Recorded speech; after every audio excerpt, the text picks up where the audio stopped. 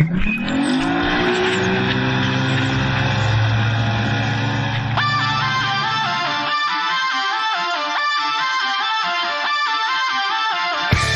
Eyes on Fishing with Mitch Peterson, Josh Sheldon, and Brad Qualley, leading you to the next level.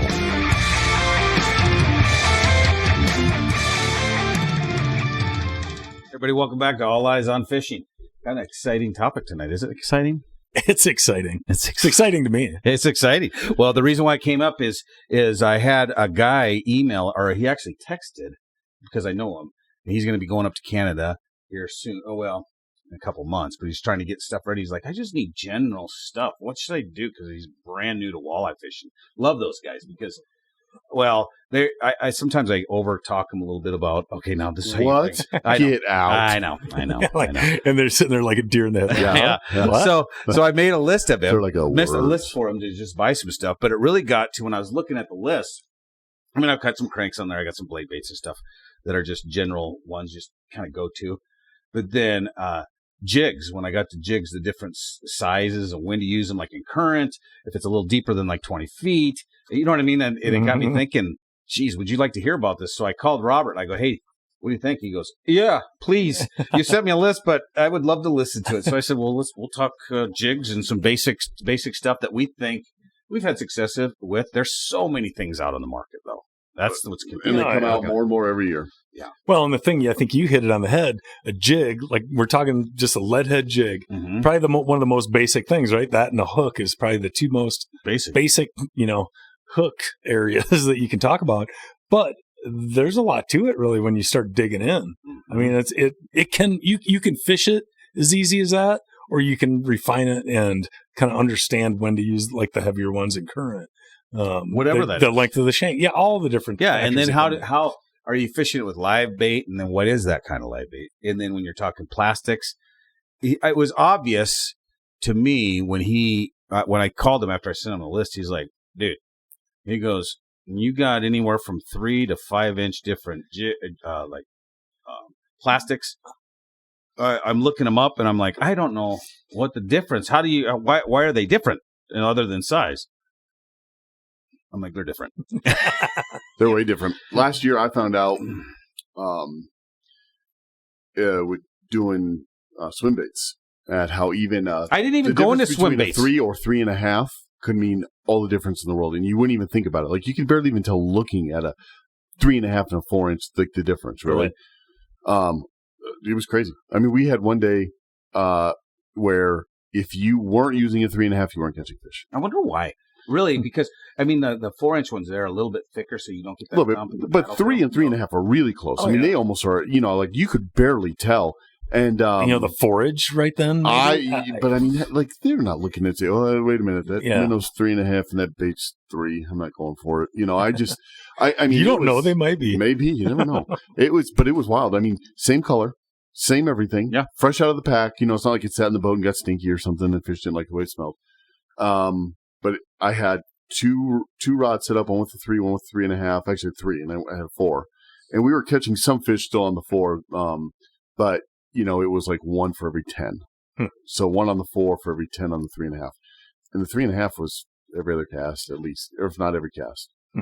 That big of a difference. Yeah. So, and when you're talking that kind of difference, you take note of it. Oh, so, especially because I told my partner, I was like, just keep using that 4 for the next, make sure like if there's bigger ones around, they're going to hit it.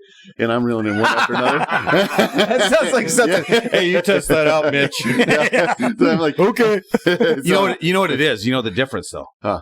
Because if you're using the same size jig head, right? Let's say you're using quarter, which I was, so quarter ounce probably. Yeah, I'm assuming because that's kind of the staple, kind of what you go to. Was it the fall rate? Because they do fall a little bit slower, the bigger body. Well, it was cast and crank, so I wasn't. I mean, it could obviously, even though you are cranking, it's still falling a little bit. Yes, back, but is it changing that profile? It could, or the wiggle. I was using the Berkeley swim baits, and that's the thing. It's kind of like some crankbaits will run different. I know that I can get them to run different just how I put that plastic on. Yeah, and, maybe it's leaning on the side just a little bit, and that was getting them to go. But There's always something. There's got to be something when it's 1 to 10, right? Yeah, it was insane. And we've all been on that before, right? Yeah. Where we've had that happen, and it's not always, but it definitely you notice the difference between whether it's a half or an inch size difference when you're looking at the package. So, like if you're going from a 3 to a 4, it's noticeable, right? Because the girth of let's just say you're fishing a paddle tail or a twister tail, whatever, doesn't matter. Looking at a twister tail, when you're looking at those. The difference in that inch, the girth of that plastic is a lot bigger, even though it's a little bit longer. So it changes the whole profile, right? Yep. If it's salted, it's got more salt. It's its fall rate. Everything changes, even though it's only an inch. Right. You know what I mean? Yeah. No, it does make a difference. It was wild. It was wild, and it was so funny too because we're going, and I'm up front.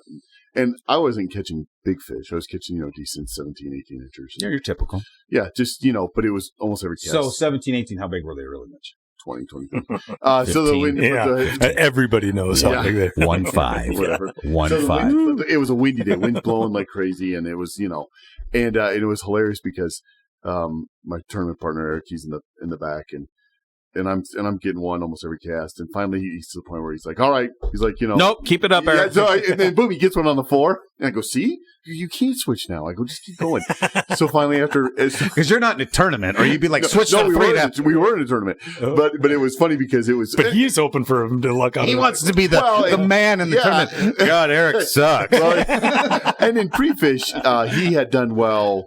and earlier that day, we had 2 bigger fish in the box, and he had done well and got him on the 4. So I was like, we want to keep one of us throwing the 4. But it was so funny. So after he gets his second fish to mine, like 20, he's like, I'm not buying it anymore, dude. He's like, I'm not buying it anymore. It's pretty funny. Stop the madness. Yeah. He's like, he goes, I want whatever that size is, give it to me. Give it to me right So now. then what happened?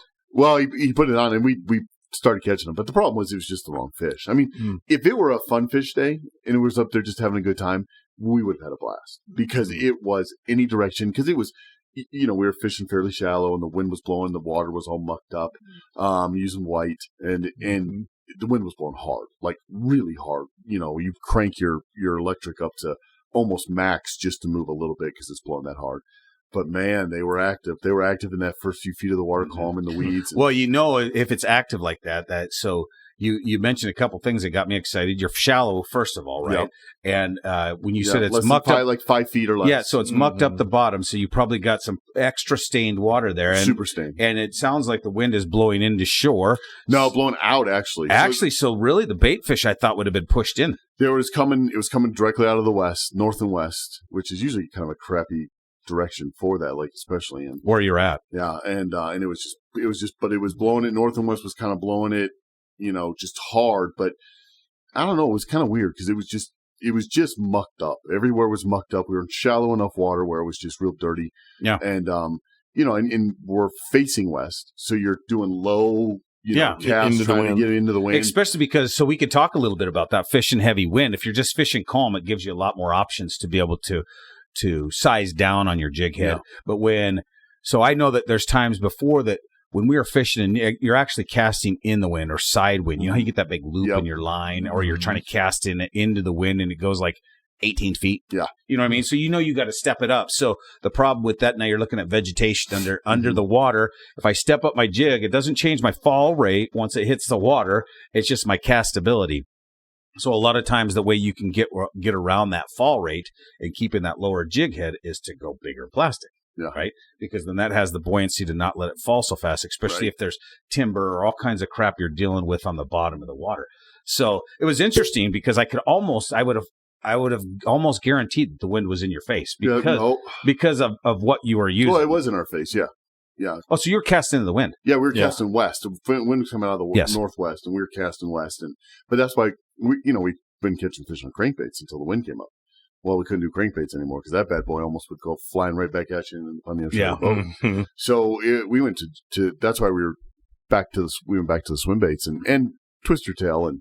All of a sudden, we're just kind of cycling through trying to figure it out. I thought you said you were using twister tails. I thought you said you were using paddle tails. So we were doing paddle tails. But we were throwing all three. We were throwing. Okay. So in the morning, before the wind started, we had about 2 hours after the tournament started and then the weather, the front was moving in, right? And we all knew it was forecast, and it was going to be a crappy, super windy day. So we had about 2.5 hours of pretty much calm, and so we were catching them on cranks like crazy. Boom, boom, boom, cranks, and then twister tails, and then paddle tails. But the cranks were really hitting that good.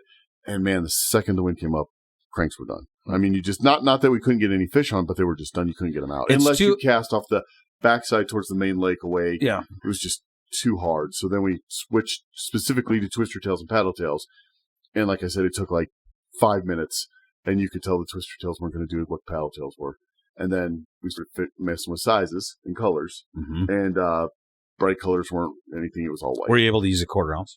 We quarter ounce. So we can talk jigs in a minute, vertical jigging, but let's just say casting because we started with that. Yeah. What would be your typical weight? Now, there's so many different kinds of jigs out there. We're not going to get into brands because that's kind of like if you like Nike or Adidas, right? Yeah.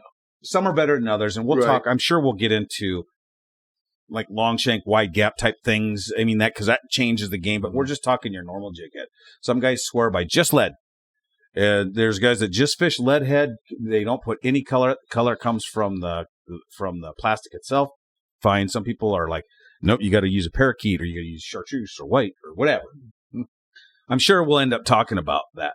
But when you're casting a normal day, not heavy winds, because we're just talking your average day going out there. Most guys are going to be like, it's windier than hell out here today. Probably not going to go out. But if you do go out and it's just your normal day, what is yours? Mitch, what's your start weight?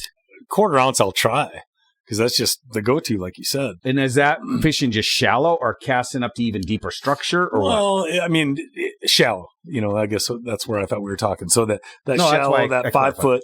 Yep. I'd start with a 1/4 ounce, but if that wind's too much for it, boom, I'm switching to a 3/8 without really? Catching a fish or anything. I'll switch if just to make that longer cast. That's interesting. It's funny growing up, and I like staying 1/4, but go into a bigger plastic so I keep my fall rate right. But anyway, growing up, I never used anything but 1/8 ounce ever. Yeah, we fish from shore mostly, but if you use anything more than 1/8 ounce, first off, you're getting snagged all the time. But we just never did ever. And then I started fishing more with the 1/4 ounce from the boat. What's yours? What's your go-to weight size right now? 1/4 ounce is always the one I start with. I mean, it is. So you've changed from an 8 to 1/4. Yeah, I changed just because, many years ago. Yeah. Just because you have more control, like you said, especially in a boat. In a boat, you kind of have to have more control because you're going from casting up to pulling down, and that 1/4 fills the bottom better, Yeah. But I will tell you this, that I have started going back and using the 1/8 ounce a little bit more. Casting, especially in some of our shallower, weedier conditions and stuff, just for the fact of you can, if you pair an 1/8 ounce with a 3 or 3.5 inch swim bait, that's a pretty slow rate. Or a nice big fat curly tail, that's a pretty slow rate. You can kind of let it sit, even in the weeds, even in heavy weed cover. You kind of let it sit for a second. And even if it does stop sinking because it goes over a weed or a branch to brush or something, it's pretty easy for it to just slide back over on those slow reels. And so I've started to catch a few fish kind of going back to that lighter system. Well, I think that if you're inside of 5, yes. But outside of 5, I'm going 1/4 all day long. But here's the thing with the 1/8 ounce. Or if I'm going to burn it. If you're going to burn it or rip it through, I mean, not super fast, but if you're casting like crankbait, right? Yeah. If you're casting it and ripping we're not talking cranks. You're talking casting it like a crank. Like a crank, yeah, and ripping it back like a crank, 1/4 ounce all day. I don't care. Even if I'm casting into 1 foot of water, it's still 1/4 ounce because you can put the speed behind it and still keep it down. Well, and that's kind of where I was going. Like, if I'm having problems in the wind, let's say I don't know there's fish there for sure, right? That's the part of the equation that we didn't talk about. Well, and it's hard when you're super shallow because, you can use like live scope, active target, and things like that. That'll help, but you're not using your regular sonar because it's too shallow. Right. Well, I want to cover that water. So that's why I go with a heavier jig head or would make that change before I'd make a change to a bigger plastic. Because I just, I've got, say I'm using 3-inch gulp, one of my favorite things to use. Well, yeah, I'll put on a heavier jig head to make that cast if I'm trying to find fish. That shoreline, I know the jig bite's going, but maybe I didn't fish that part of the shoreline. That's why I want to cover the water. That's my thing. So even if I have to reel in, he's whacking his mic, and Josh is making fun of him. I'm getting all carried away. He whacks his hand across because he's fishing. You guys have to understand. He is literally fishing as he's telling you this. He whacks the mic down to one side, and then he brings his back across and whacks it again. I need to get out of here. And I'm like, Junior's never going to let this go. I'm focused on what you're saying, but Junior's over there going, "Oh God, I got to." Because I'm watching him fish. I mean, like both hands are going. He's fishing. Let's go. Yeah. Let's go. Anyway, continue, please, Mitch. Well, it's a cover in water, so I would rather speed up my retrieve, to keep it off the bottom or whatever, just to find those fish. Yeah. Now, I think you guys would probably agree too. Of course, once you got on say we're fishing a spot that we know the bite's going, that's where they're at. But then today just happens to be windy. Well, then I'm going to probably stick more with what's been working, maybe it is a quarter, an eighth ounce even, and I'll just whip it even harder or get the boat a little closer. Whatever it takes. But if I was just out random, casting a shoreline, that's my move I make. You're going to make quarter ounce is going to be your go-to. Yeah, that's what I'm going to start with. Yeah. I think you're right. So we got. How about jigging? Well, we're only 16 minutes into this, and we'll take this to the next level because we got jigging, we got kind of line that we're going to cut. We're going to talk about gaps of hooks. We got so much. Well, line's a big deal. Actually, it is. Touch on that real quick. I think is important. Just a little before a little line. Dude, we're going to go down a rabbit hole. No, let's just down. Okay, go ahead. Go ahead. Like a coyote sit at the hole. Yeah, let's just see where this thing takes us. Yeah, I think because it's important. I mean, I'm not a huge, I guess my expertise on line isn't like some of these bass guys, right? I mean, those guys pair line up with everything they use, right? Like I'm going to use, because we don't cast a lot of, what's its face? Floral. I don't have a single rod that has just floral on it. I was just watching Kevin Van Dam, and he swears by it. Yeah. But he's bass fishing heavy cover. Well, and heavy baits. Heavy baits makes that stuff easy to cast, and it doesn't. If you try to fish floral with a light bait, it does nothing but loop and just fall off by the yards. Yeah, I mean, yeah, it can. It's so stiff. I mean, it's tough. But the thing is the reason, like when I was listening to Kevin talk the other day, he was talking about he uses it specifically for casting cranks, anything that he's casting to cover, and he says floral has to be on it. He says because it's a sinkable line. So you are going to get less wind whip out of it if it's a windy day. So he wants to use floral. And I'm sitting there thinking, yeah, maybe. Yeah. I mean, as a general rule, I can see that everybody's got their own deal, but there's the stiffer, heavier fluorocarbon will cut through the air more. No, once it gets in the water, because it sinks and it's not. You know how when you cast your line, how it sits on top while your jig is going down. I see. This helps it sink faster and gets it out. And I'm thinking there's other ways to challenge that though. I mean, nothing against floral, but or Kevin Van Dam. Yeah, no, right. No, but it's just different perspectives on it. Yeah. So, other than letting my line manage that drop rate, I am going to change my weight and my plastic to challenge my drop rate. So I have more control. Right. No, he fishes bait casters a lot, though. I mean, almost exclusively. He does. And we're talking spinning. Yeah, reels. you put floral on a spinning. It's totally different. It's totally different. So if you're going to fish floral, I mean, yes, I can totally see spooling up your reel with floral if you're casting a bait caster. And some guys might be doing that. That's a great reel. Mm-hmm. It's very fast retrieve. It's smooth. Everything. Mm-hmm. We're fishing predominantly spinning reels. For the most part, I think I only got 2 bait casting reels. I use them for verticals. Yeah, you use them more vertical. So our expertise is not in the bait casting, but in the spin casting world. I will agree with you that floral can be an issue. Problematic. It can be a problem. No.